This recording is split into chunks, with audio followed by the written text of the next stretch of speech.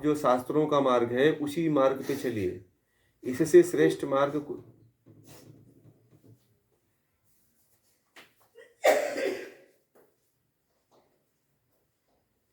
हाँ हाँ हाँ, ये बात सही कह रहे हैं, ये बात हो सकती है, क्योंकि हम तो शास्त्रोक्त बता रहे हैं, क्योंकि ये प्रमाणिक बातें हैं, अप्रमाणिक बातें नहीं है ये, है ना? जो भी हम बातें बताते हैं वो सब प्रमाणिक बातें हैं, कहीं से लिया नहीं गया है, कहीं से कोई बनाया नहीं, कहीं कोई से इसमें मिलावट नहीं किया हुआ है। ठीक है? जो बातें आपको बताई जाती हैं वो सारी की सारी बातें शास्त्रोक्त हैं। ठीक है?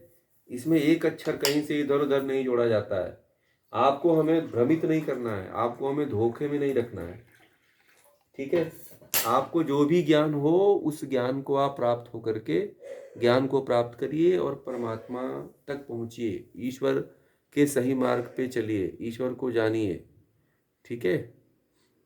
जब आप सही तरीके से इसको जानेंगे तो ही पहुंच पाएंगे ना। जब तक आप सही ज्ञान आपको नहीं प्राप्त होगा तब तक कैसे परमात्मा तक पहुंचेंगे? आपको बीच में ठगने वाले लोग तो बहुत हैं। जैसे अब तक ठगते हुए लोग चले आ रहे हैं, अब तक आप लोग ठगे ही गए हो ना।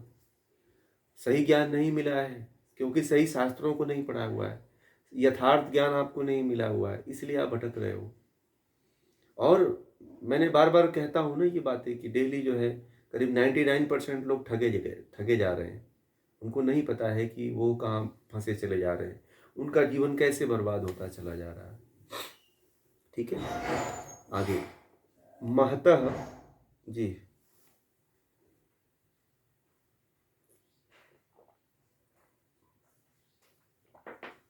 सा, ये जो है ना ये साधना का विषय है। देखिए इसमें इसका तात्पर्य यह है कि आपको एक एक स्टेप को जानना पड़ेगा और एक एक स्टेप को अनुभूत करते हुए आगे बढ़ना पड़ेगा, तब आपकी साधना पूर्ण होगी। इसमें सबसे पहला स्टेप जो है इसका क्या है? इंद्रियां। तो इंद्रियों को जानिए कि क्या है, आंख कान नाक जीवा, है ना, ये सब चमड़ी, है ना, ये क्या है? ये हमारी इंद्रियां हैं और इंद्रियों के विषय हैं शब्द स्पर्श रूप रस गंध, ये इंद्रियों के विषय हैं। तो इनको जानना पड़ेगा, इनको अनुभूत करना पड़ेगा, इनको समझना पड़ेगा, इनके लक्षण को जानना पड़ेगा। ठीक है? इनके लक्षणों को हमने बताया है सिद्धांत पद्धति में, सभी के लक्षणों को। ठीक है? हम तो नहीं जुबान का, इसीलिए आपको नहीं पता है। तो ये सारी बातें ये बताई गई। फिर उसके बाद आप मन के लक्षण क्या होते हैं, तो मन को आपको जानना पड़ेगा। फिर बुद्धि को समझना पड़ेगा कि बुद्धि कैसे कार्य करती है हमारे शरीर में। ये हमारा विशेष, इसी को भी ज्ञान कहते हैं। अब इस विशेष ज्ञान को जो नहीं समझ पाता है, फिर बुद्धि को समझना पड़ेगा, बुद्धि के लक्षणों को जानना पड़ेगा कि बुद्धि क्या है। जब तक आप बुद्धि को नहीं जानोगे फिर आत्मा तक नहीं पहुंच पाओगे, क्योंकि बुद्धि और आत्मा ही ऐसे तत्व हैं जो हमें हमसे मिलाते हैं। बड़े मजे की बात है, आप अपने से नहीं मिल पाओगे। अपने से मिलने के लिए आपको ये जीवन रहते हुए आपको मन और बुद्धि का सहारा लेना पड़ेगा। ठीक है? और इस जन्म में यदि आपने सहारा नहीं लिया तो जीवन बेकार हो जाएगा आपका। ठीक है? ये सब प्रयोग का विषय, ये सब प्रयोग का विषय, ये सब साधना का विषय, प्रयोग का नहीं है। ये सब साधना, जब साधना कराएंगे आप लोगों को ना, तब ये सारे के सारे विषय जो है प्रयोग में आएंगे, अभी नहीं। अभी तो आप लोग अभी इसको बस जान रहे हो। जब साधना में उतरोगे तो आप लोगों को, जैसे अभी हमने प्रकृति ध्यान कराया, है ना, ये जीवात्मा का ध्यान कराया, ईश्वर का ध्यान कराया, तो इसमें फिर जब साधना में जैसे आप लोग उतरे तो फिर ये बातें अभी आपको समझ में आएगी कि ये क्यों क्या बताया गया था, कैसे बताया गया था।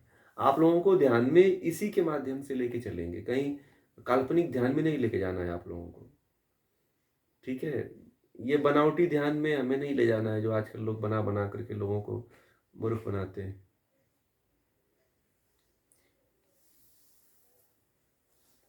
नहीं होगा, इसको साधना आपको करना पड़ेगा, तभी आप अनुभूत करो। इसकी साधना करवानी पड़ती है, ऐसे नहीं ये सिद्ध होता है। जैसे कि आप पढ़ लिए तो आपको इसको ज्ञान हो जाएगा, ऐसा नहीं है। इसकी साधना करवानी पड़ेगी। अभी इसकी साधना अभी बहुत बाकी है अभी आप लोगों की। अभी तो हमने केवल अभी मोटा मोटी ध्यान कराते हैं आप लोगों को। अभी साधनात्मक स्तर में पहुंचने के लिए मैंने कहा आप लोगों को कि ध्यान की ऐसी हमारे पास 108 से ऊपर विधियां हैं, और उपनिषदों और वेदों के अनुसार तो अनंत विधियां हैं। ठीक है। तो अभी ये सारी की सारी साधनाएं आप लोगों को अभी बतानी है कि जिससे कि आप प्रकृति को जान सको, मन जीवात्मा को जान सको, ईश्वर को जान सको। एक एक की साधना करानी पड़ेगी अभी। इतना आसान साधना नहीं है। अभी पंच महाभूत साधना है, पंच तन्मात्रा साधना है, पंच ज्ञानेंद्रिय साधना है, पंच विषय साधना है। इस तरह से आप एक एक स्टेप का जब तक आप साधना नहीं करोगे आप लोग, तब तक आप नहीं आगे बढ़ पाओगे। एक एक स्टेप की साधना करनी पड़ती है, तब जा करके कहीं आप स्वयं को जान पाते हो और ईश्वर को जान पाते हो। नहीं तो ऐसे तो हाँ, तभी तभी सही सही वाला ध्यान लग पाएगा, क्योंकि ध्यान लगाने के साधन यही हैं। जब तक आप इन्हीं को नहीं जानोगे तब तक ध्यान लगाओगे किसके द्वारा? ठीक है। तो हाँ, यही होता है कि जब भी ध्यान में आप बैठते हो आपका मन नहीं लगता है, विषयों में चला जाता है। और कहीं म्यूजिक सुनते हो तो कहीं बांसुरी की धुन सुनते हो, तो कभी गीत सुनते हो, तो कभी प्रकृति का आनंद लेते हो, प्रकृति की आवाज़ सुनते हो, चिड़ियों की पक्षियों की आवाज़ सुनते हो। तो ये क्या है? ये सब भटकाने वाले विषय हैं, ये ध्यान थोड़ी है। लोगों ने आप लोगों को इतना मूर्ख बनाया गया है समाज में कि ध्यान के नाम पे भी लोगों को ठगा जाता है। 15-15 दिन तक ध्यान कैंप में रखा जाता है और उनको नाच गाना संगीत यही सुना करके और भेज दिया जाता है। अब उसको क्या पता है कि ध्यान क्या है? वो तो आया है ध्यान करने, और जो वो लेना चाहता है वही दे करके उसको भेज देते हो आप। तो जो मजे लेना चाहता है वही मजा दे करके तुम उसको भेज देते हो, बताते हो कि यही ध्यान है। तो ये क्या है? ये धोखा है, ध्यान नहीं है, धोखा है। ये लोगों के साथ जो है ये धोखा है, क्योंकि उनको सही ज्ञान तो दिया नहीं आपने, सही ध्यान कराया नहीं आपने। तो हमने तो बहुत से लोग हमारे पास आते हैं जो ध्यान करके आते हैं, कहते हैं कि मैं तो इतने दिन तक ध्यान करके आया। बोले कि बाकी बड़ा टेंशन रहता है, बड़ा तनाव में रहता हूँ मैं, ठीक है, बड़े परेशान रहता हूँ मैं। तो ये समस्याएं जब तक तब तक आएंगी जब तक आप सही रास्ते पे नहीं प्राप्त चल पाते हो। यथार्थ ज्ञान जब तक आपको नहीं होगा, जब तक आपको सही दिशा नहीं प्राप्त होगी, जब तक आपको सही ज्ञान यथार्थ ज्ञान नहीं प्राप्त होगा, तब तक आप ऐसे ही भटकोगे। कहीं इस गुरु के यहाँ, कहीं उस गुरु के यहाँ, कहीं इसको पकड़ोगे, कहीं इसको छोड़ोगे, जीवन पर्यंत यही चलता रहेगा।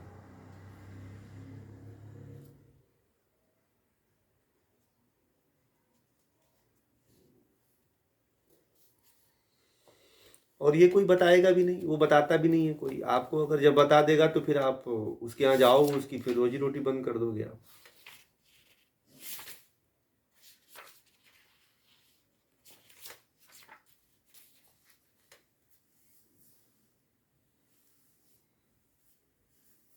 वो किसी को पता भी नहीं है तो बताएंगे क्या? उनको पता भी नहीं है तो क्या करवाएंगे? उनकी मजबूरी है, वो उतना ही जानते हैं तो कहाँ से बताएंगे वो? ठीक है। हाँ, वो बात उनकी अब हम उनके बारे में कुछ नहीं कहेंगे। हम तो जो प्रामाणिक बात है उसकी कहेंगे, हम किसी के ऊपर तो कुछ नहीं कहेंगे पूजा जी। देखिए, जो सबका अलग अलग ध्येय है, और मैं तो आपको प्रामाणिक बातें दे करके यहाँ पे कह रहा हूँ, है कि नहीं?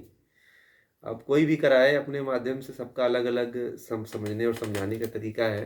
परंतु मैं तो जो भी करता हूँ प्रामाणिक रूप से बताता हूँ कि कहीं आपको आज, चाहे आज से 10 साल पहले या 100 साल बाद भी यदि आप मेरी बातों को सुने कहीं, तो आपको आपको लगे कि हाँ, हमने यथार्थ ज्ञान सीखा था, यथार्थ चीज हमने जाना था, अनुभूत किया था, ध्यान किया था। आपको वो चीज हमें नहीं बतानी है कि कल के वक्त में आप हमको गाली देने लगो, कल के वक्त में आप मुझे कहो कि हमारे साथ अन्याय हुआ, धोखा हुआ। नहीं, दुनिया आजकल बहुत एडवांस हो गई है, इसीलिए उसको सत्य का ज्ञान होना चाहिए। किसी को धोखा में रख करके, किसी को भ्रमित करके, किसी का शोषण करके हमको क्या मिलेगा? हमको दुख मिलेगा, कष्ट मिलेगा, पाप मिलेगा। हमारा इससे कुछ लाभ थोड़ी।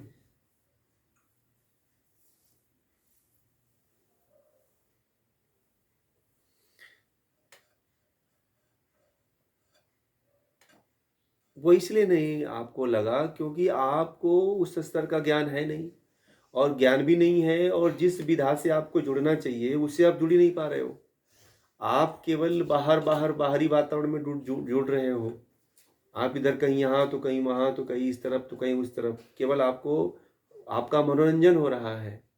ध्यान में क्या असल में क्या हो रहा है कि ध्यान में केवल मनोरंजन चल रहा है आजकल। वो मनोरंजन कैसा? शरीर को केवल मजा मिल जाए, ठीक है, तो वो चल रहा है। इस कारण आपके ऊपर कोई इसका प्रभाव नहीं पड़ा है। अभी मैं बता दूं, जो लोग अभी योग महोत्सव में ध्यान करके आए हैं उनसे पूछिए, आप उनसे बात करिएगा, वो कहेंगे कि कोई प्रभाव नहीं पड़ा है या कोई हमको असर नहीं हुआ है या अभी हम उसका ध्यान नहीं कर रहे हैं, तो वो बताएंगे आपको। जो लोग भी किए हैं अभी योग महोत्सव में ध्यान, उनको पता होगा कि क्या कैसे करवाया गया है, उनको किस तरह से उनको जोड़ा गया है, किस तरह से उनका उसको रस दिया गया है, किस तरह से उसका उनको पान करवाया गया है। तो उनको, वो लोग अब उस थोड़ा सा जो अभ्यास कर रहे होंगे वो चीज़ को अनुभूत करेंगे। अब जो अभ्यास नहीं कर रहे होंगे उनको तो फिर, अब हमारा विषय ये है कि अब जहाँ छोड़ के केवल 3 दिन क्या है, तो 3 दिन में करके 3 दिन के लिए नहीं छोड़ना है। वो तो एक डेमो है, वो एक प्राइमरी स्कूल है, आपको प्रैक्टिस तो खुद करना है। हमने ज्ञान दे दिया, हमारा कर्तव्य था कि आपको बता दिया कि ऐसे ऐसे करना है। अब उस पे अमल आपको करना है, अब उस पे आपको आगे बढ़ना है ना? तब आप, जब आप आगे बढ़ोगे तो उसका कुछ मिलेगा आपको बेनिफिट, है ना? आगे चलते हैं। महतः परम,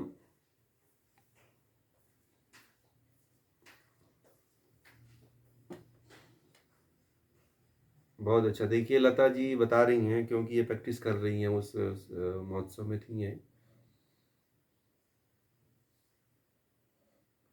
चलिए, व्यस्तता होगी कहीं।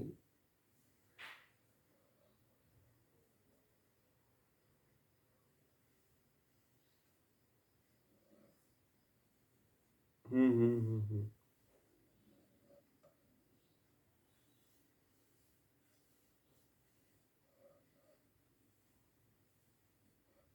नहीं नहीं, आप तो खुद इसका अनुभूत करिए, तो आपको खुद पता चलेगा कि इसका कितना बेनिफिट है और कितना लाभ है। तो आपको खुद महसूस हो रहा होगा, आप उसका ध्यान कर रहे हैं तो इसलिए जो है आपको खुद लगेगा कि हम सही तरीके से, सही पद्धति से जुड़े हुए हैं, क्योंकि इसके अलावा तो कुछ है ही नहीं है ना।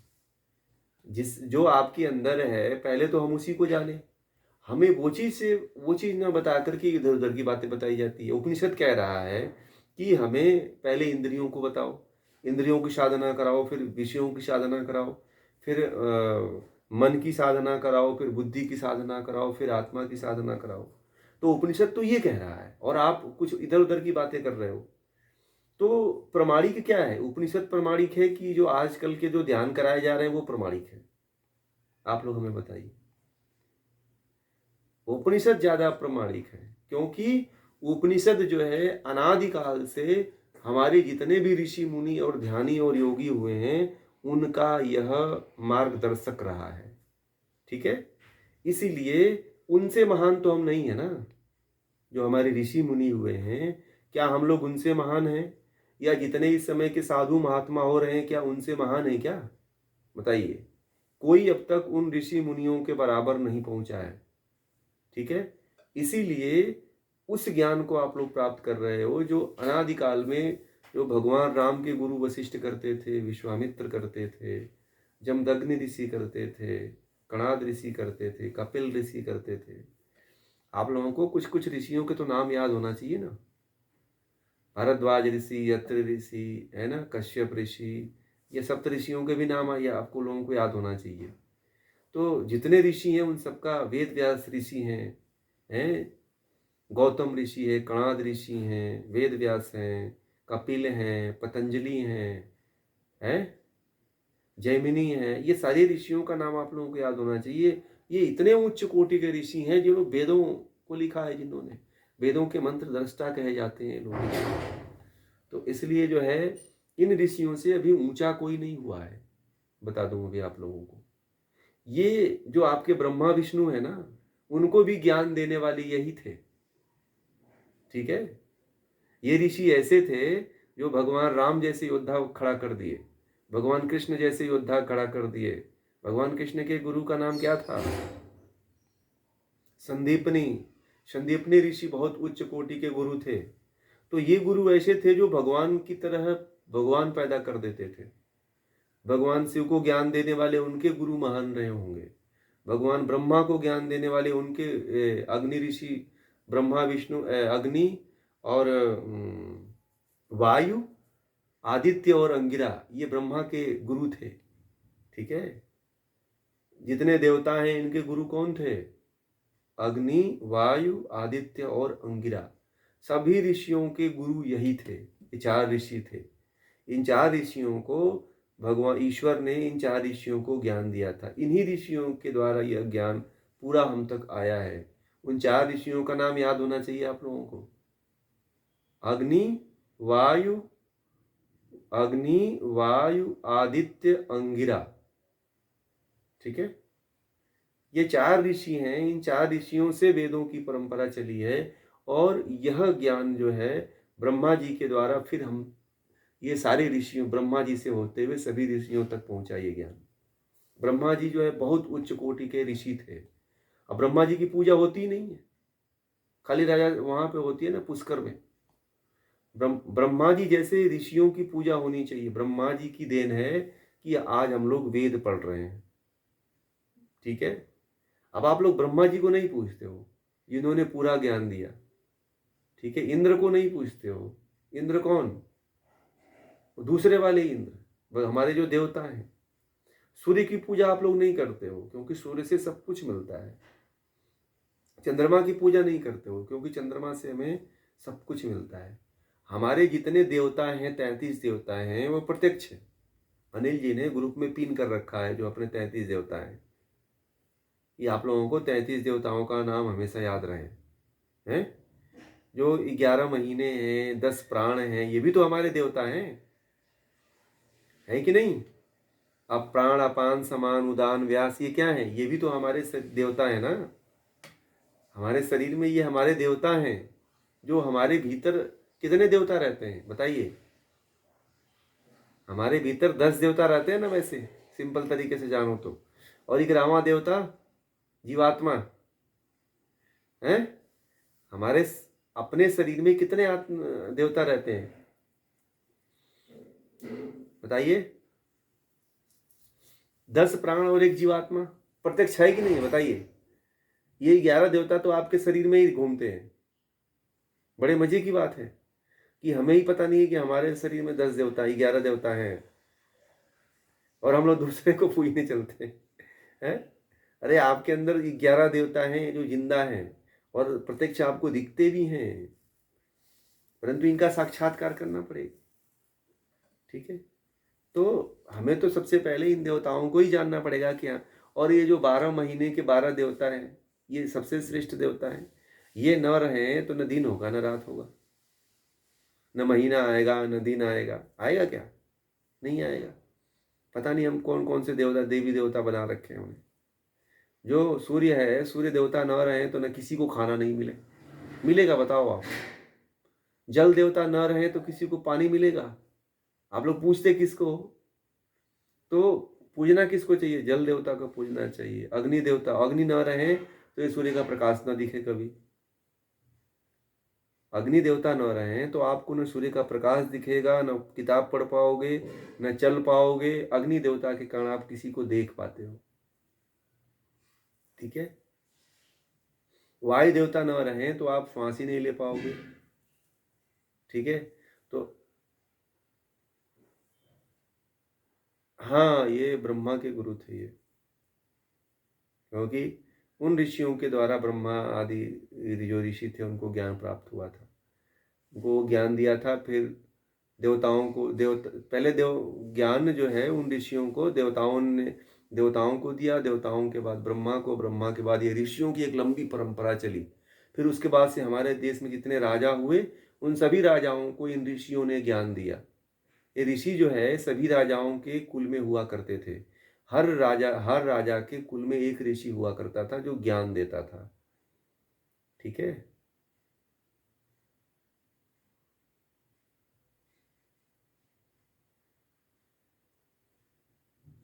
हाँ। और हाँ ये हमें ये देवताओं के द्वारा फिर हमें ये इस तरह से हमें तो ब्रह्मा और ब्रह्मा की एक लंबी परंपरा चली, उनके पुत्र हुए, उनके शिष्य हुए।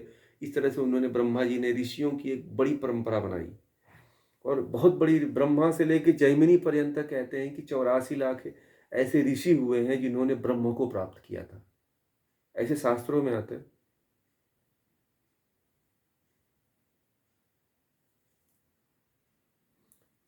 हाँ, ये जो है ईश्वर ने इनको चुना था, ईश्वर ने खुद इनको चुना था।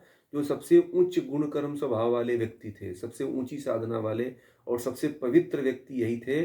इन्हीं के अंतःकरण में परमात्मा ने वेदों का ज्ञान दिया था, और यह ज्ञान पहले पुस्तक के रूप में नहीं था, श्रुति के रूप में था। किसके रूप में था? श्रुति के रूप में था। ठीक है, यह केवल उन्होंने चेतन शब्द के द्वारा यह ज्ञान उनके अंदर था, और यह जो ऋषि थे, ब्रह्मा जी को या देवताओं को जो ज्ञान दिए थे, वह शब्द के द्वारा दिए थे। जब लोगों की बुद्धि, हाँ, जब लोगों की बुद्धि धीरे धीरे क्षीण होती चली गई, पहले के जो ऋषि हुआ करते थे वो शब्द के द्वारा सब रट लेते थे, सब उनको याद रहता था। अब हमारी उतनी क्षमता नहीं है, जब क्षमता हमारी कम होने लगी तो इसे लिपिबद्ध किया गया। ठीक है, पहले व्याकरण, छंद, ज्योतिष का शिक्षा, कल्प, निरुक्त ये भी नहीं पढ़ना पड़ता था, ठीक है, वेदों को पढ़ने के लिए। पर क्यों? क्योंकि पहले के लोग ज़्यादा उच्च कोटि के हुआ करते थे। तो पहले लोगों को क्या था कि जो श्रुति के माध्यम से जो वेद आ रहे थे, तो वो लोगों को वैसे ही कंठस्थ हुआ करता था, और उसका ज्ञान शिष्य और गुरु परंपरा से लोगों को मिल जाया करता था। असल में क्या हो रहा है कि हमारे देश में शिष्य और गुरु परंपरा समाप्त होने के कारण जो है, यह ज्ञान धीरे धीरे लुप्त होता चला जा रहा है।